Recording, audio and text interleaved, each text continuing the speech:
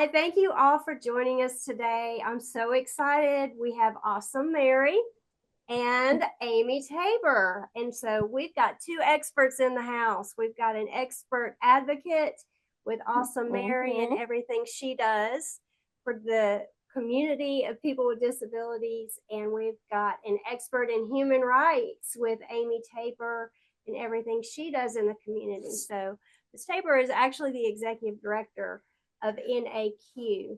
Tell us who you are and what you do, and how that all plays into your experience with human rights, Ms. Tabor. Well, first of all, thank you for inviting me. This is a really big pleasure. Like I said, I'm a little bit intimidated by Awesome Mary, so I'm going to try and do my best.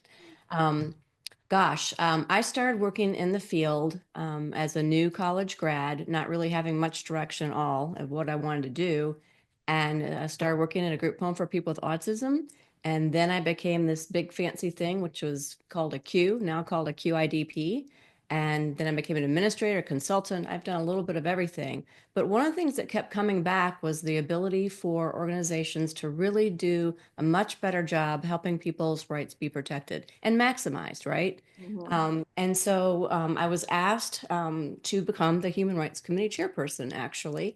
And we started figuring some things out because it had been a requirement for a really, really long time, but no one told people how to do it. And so we kind of figured some things out. And then someone asked us to write a book. So we wrote this book that shared kind of our experiences, and that became very popular. And I'm proud to say that it's been 20, let me do the math here, 26 years. And we've revised it 4 times in 26 years. And it's still an awesome resource for folks across the country using that to try and help enhance the rights for people that they support. The name of that book? So this is what it looks like. It's called Human Rights Committees from Compliance to Cultural Commitment. And my co-author is Steve Baker, who's long since retired.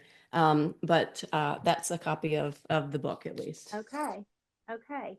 So suffice it to say, she may know a little bit of what she's talking about on this. Yes. It sounds like it. You're teaching me things. Wow. We'll teach each other things. I think probably what's helpful too is that I've worked in about 30 states. So probably 30 states of doing some of this work, and being in environments where people live, where people work, where people have day program, and really working to try and enhance that. You've seen a lot. Yeah. And so NAQ, I should mention that. NAQ is a national organization that's been around for 30 years. The organization that I was working for way back then started this entity to really fill a need for support for case managers.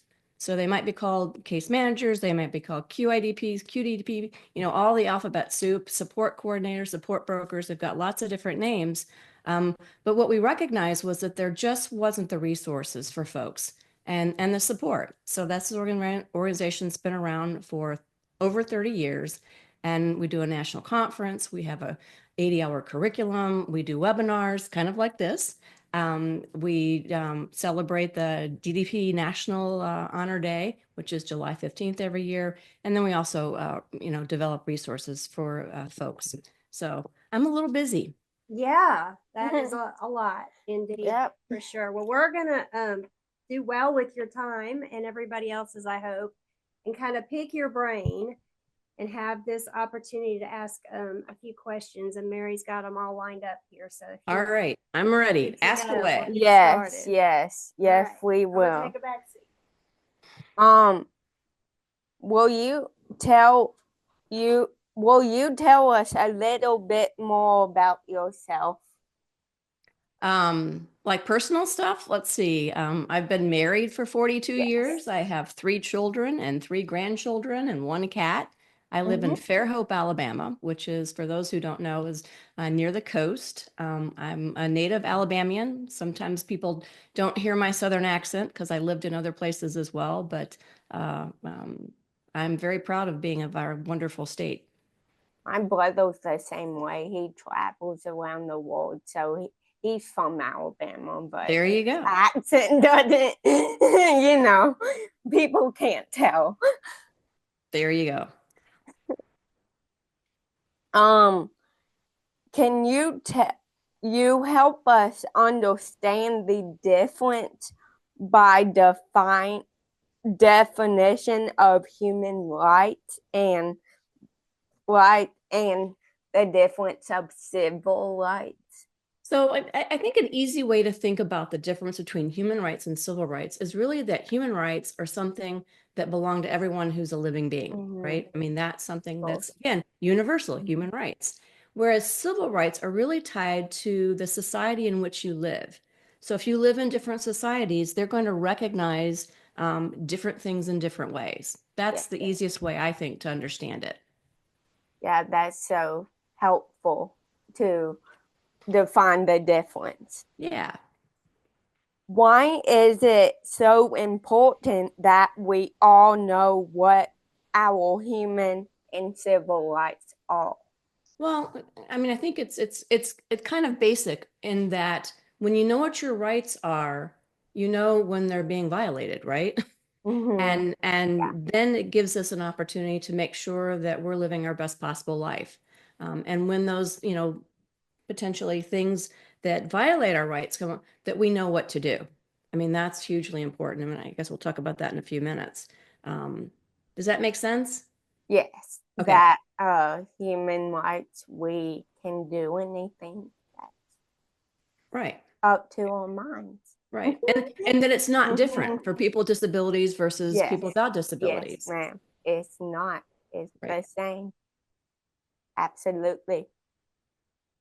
Are there certain po- populations of people that are more or vulnerable to having their human rights validated?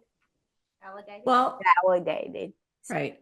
So I think people who are vulnerable, people who have Mhm. less resources, people who have less access to resources, tend to be more vulnerable. And I think in our field, if you think about institutions, right, and institutions across the country, when people with disabilities were born, they were often consulted with their physicians who told them that the best thing you can do for your baby is to send them to an institution, right? So that was common practice, and parents thought that they were doing, good things. Time took place in those institutions, which were initially supposed to be educational places and helpful places, Mhm. and bad things started happening. So people's rights were being violated in institutions. So I think that's a good example and something where, I mean, frankly, a lot of my work in terms of human rights committees, which is the byproduct of an actual lawsuit from an institution in Alabama, Yeah. and moving away from that. But something that started out as something that was good, all the intents were good, and then something happened along the way where people's rights were violated, and bad things were happening. Can you give us some examples of a time when a person's human rights were violated? Let's stay with that same example. I mean, of people who were forced without their choice to live in Mhm. an institution, right?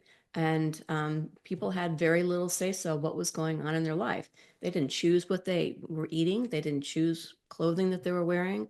They didn't go anywhere often. So I mean, it was a very bleak existence for a lot of people. I was interviewing a nurse who's been a nurse for 57 years, and she said in the early parts of her days when she went to work in an institution, there were women that she worked with that hadn't been bathed in 6 months. Mhm. I That's mean, so sad. that's a real basic thing to be able to take a bath or a shower. And for Yeah, 6 months, the ladies that she was working with when she was sharing the story hadn't been bathed. I mean, we just take that for granted, right? That yeah, we do, people absolutely. people have that access. So, I mean, that's just, again, kind of an example. Um, Certainly the intents weren't there, but, people rights were certainly violated. Their human rights were violated, and in instances of their civil rights were violated as well. Oh, thank you for sharing. When someone's human rights are validated, what can they do about it? Well, first of all, being aware, I think, is really important, which is kind of what we talked about a few minutes Mm-hmm. ago. But it's the ability to speak up. and Yes. tell, right? I mean, that's what we're all taught. When something bad Yes. happens, you tell. And who do you tell? You can tell a trusted friend, you can tell a trusted parent, a trusted caregiver, someone in your orbit, as it is, to tell that person who can help hopefully make the situation better. That's huge. And for a lot of people receiving supports in various places, those folks, there are not a lot of those folks, right? So I mean, Yes. you're talking about staff who turn over, and those kinds of things. So I'd say getting people in your orbit who you trust is a really good way of making sure that your rights are in place. And if anything goes bad, you have someone to go to who can then help facilitate fixing the problem. Yes, that sounds great. So I'm going to ask another question off the cue here. When you say getting people in your orbit that you can trust, Right. can you give us some examples of different ways and different methods on how somebody could go about doing that Right. on an everyday kind of a basis? Right. In orbit, I don't mean to be that's kind of a weird term maybe, but people in your life. I mean, making friends, right? When you have more people in your life, people that are visiting you and you're visiting them and you're going places together, you have those relationships, and the research supports it. Essentially, the more relationships that people have, um, the better protected they are, right? The more isolated, the more vulnerable people are. So as we, go to services at church, go to social events, go to sporting events, again, making those relationships, getting to know our neighbors, getting, all of those folks at school, folks at work, peers, surrounding ourselves with good people. And that has nothing to do with having a disability or not having a disability. You're judged by the company you keep, that kind of thing. But if something goes wrong, that you have those folks in your life to help, and maintain those relationships lead to a healthier and more vibrant life. I think people would generally say that. Did that answer the question, Kim? Yes, absolutely. Okay. Thank you. Can you give us an example of a gray area in human rights? Well, I talk about this a lot. I do a lot of trainings. And one of the things I think talking about rights is sometimes difficult is that there's so many gray areas, right? It's really Yes. easy when something is black and white. This is right, this is wrong. And when we're talking about rights, it's all kind of in this gray area, right? So something that might be good for me might not be good for Mary. So I mean, we worry about those things, and it's really all around, we talk about a lot about person-centered supports, person-centered plans, making sure that people are having those. It's really understanding the person as an individual to make sure that what's in place is working for that person. So it's almost in concert with the services and the supports that are being offered. I think that's probably a fair answer. That's awesome. Thank you. When a person is not sure if something is a right that valuation or not, how can they check to be sure? So I like to talk about something this is a very fancy term, so be prepared. I call it the ick factor. If something makes you feel icky, right? If something, and you might not be able to describe it in words, you might, but if something's making you feel uncomfortable, you need to say something, right? Oh yeah, that's what I do when I advocate. Nice. Yeah. And again, reaching out to those people in your world who can help you. I mean, certainly speaking up as an advocate for yourself or advocate for others even. Yes. You may witness in your world bad things that happen to you, and you have the skills and the resources to do something about that. You may also be able to observe something not happening right in someone else's life, and you can help them, support them in getting it better. But just that ick factor, something isn't right. You might not be able, but it's something you feel or sense or whatever. That's where it starts for me, at least.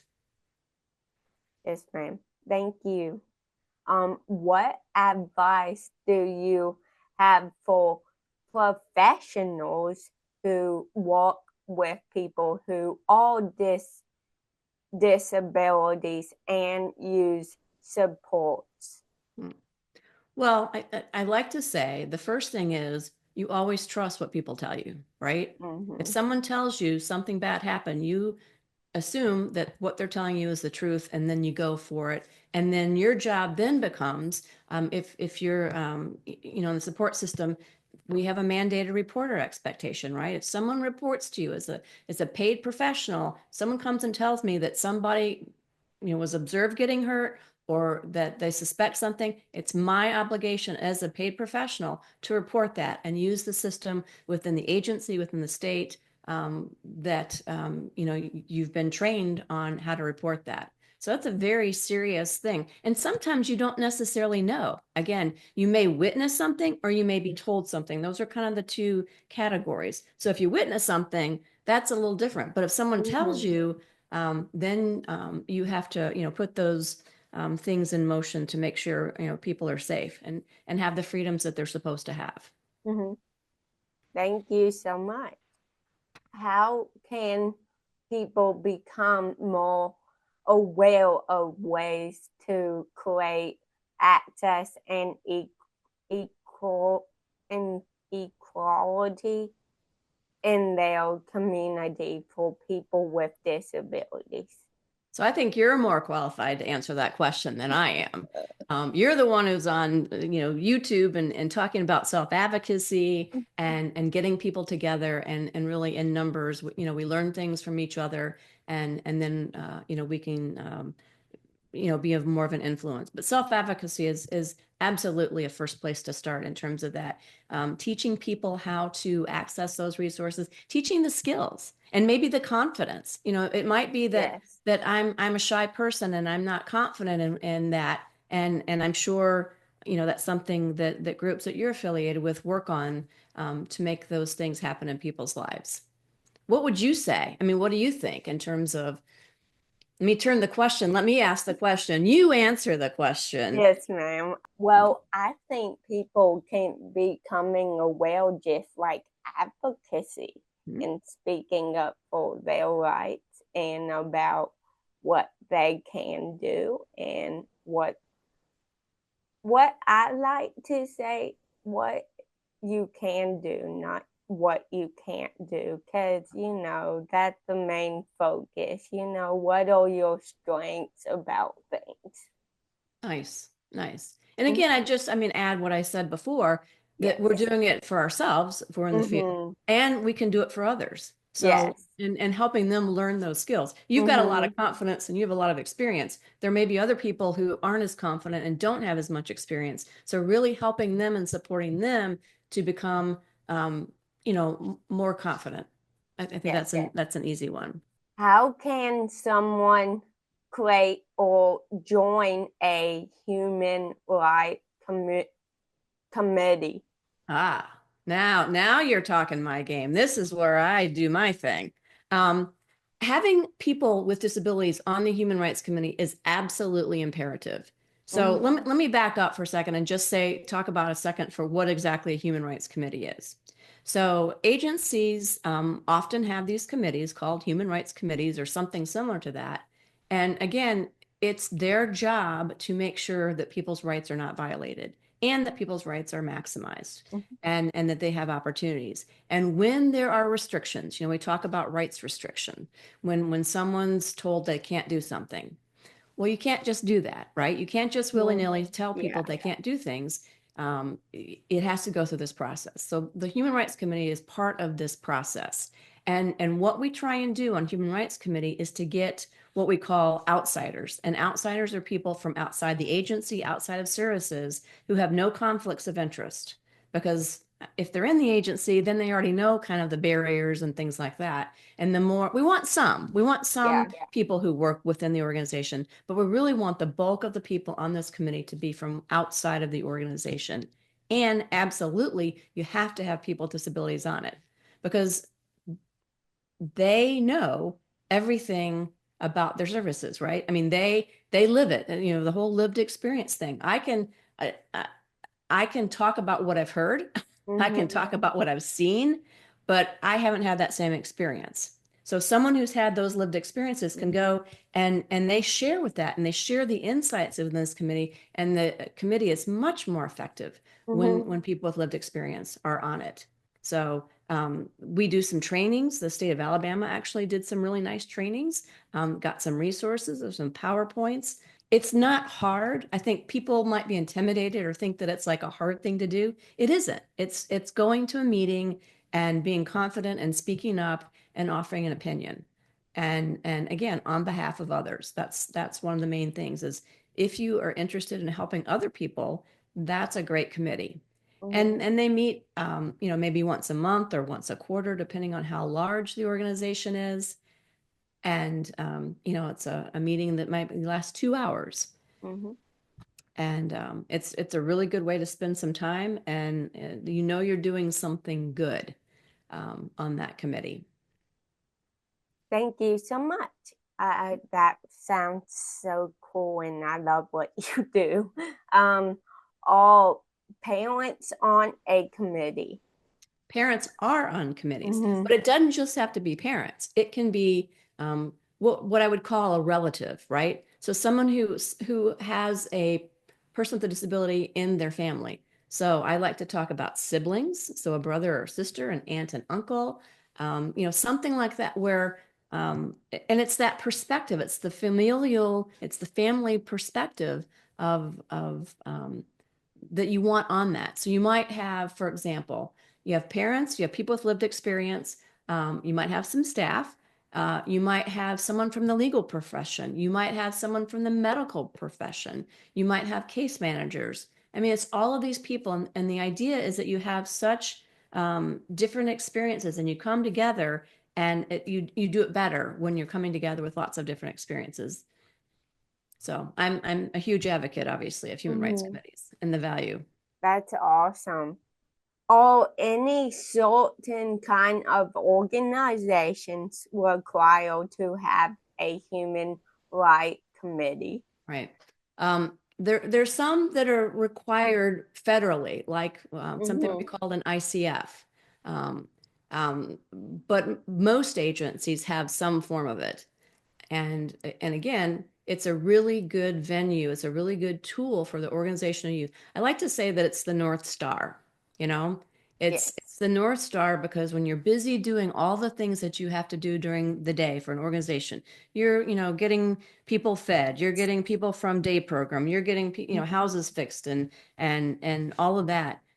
That I think sometimes we get so, as organizations, we get so bogged down by all the stuff that we have to do that sometimes we forget a little bit about what we're supposed to be doing with rights. So the Human Rights Committee is just an excellent opportunity to, do what we should be doing in the first place. Doing the right thing, I like to say. That's awesome. I love doing the right thing. So one of the things I've noticed that keeps coming up is this incessant need for, from the provider's point of view, this incessant need for documentation with everything. And I get it. I understand. Right. I understand the need for accountability on that. But if we could have AI or some other kind of really advanced technology minimize the hands and the feet that take away from the time doing more important things than handling documentation in this world, I think we would do a lot better job with keeping our focus on human rights and those kind of things. One of our sister, the Trinity Foundation, which is, our overarching entity, has developed an app for the person-centered planning. An app for it. Yep. Do you have it? Is it out yet? Oh yeah, it's out there. What's that called? I'll send you all the link stuff, but it's that's exactly what it is. And the other part to that is around, if we're doing person-centered planning and it isn't resulting in changing the person's life, we're not doing person-centered planning. Right. And part of it is around, we call it all this stuff. One of the sessions in that curriculum that we just developed was why person-centered planning isn't working. Well, first of all, realize it's not working. Second is what we can do to really make it. And again, if we're not seeing those changes. We might be using fancy printers and, all this kind of fancy stuff to talk about it.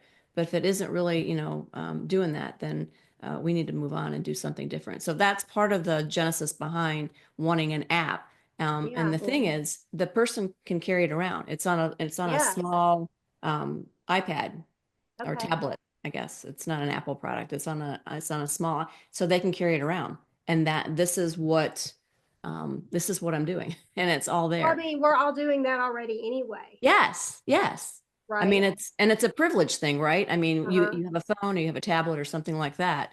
But and all kinds of data can be generated from it, obviously, because you're keeping it on there. That would be huge. That would be Yes. It's based on this book called A New Plan. a new You plan. see it? Called A Okay. New Plan. And it's using positive psychology to renew the promise of person-centered planning. So it kind of goes hand in hand with that.